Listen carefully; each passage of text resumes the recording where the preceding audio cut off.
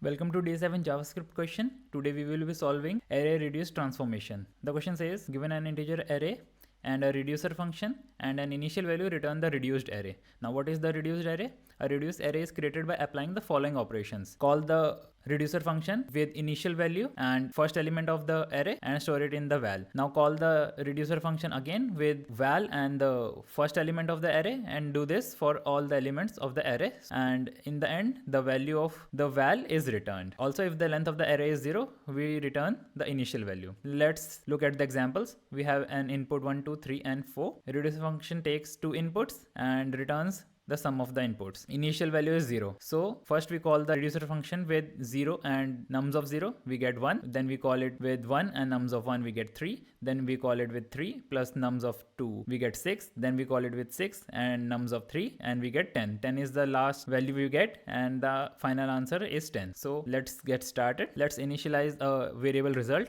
and it will initially have the value in it. Now we need to loop over all the elements of the array and call the reducer function for each of them. We will pass the result and nums of I, and we will store this value to result itself, and in the end we have to return the value of the result. So return result.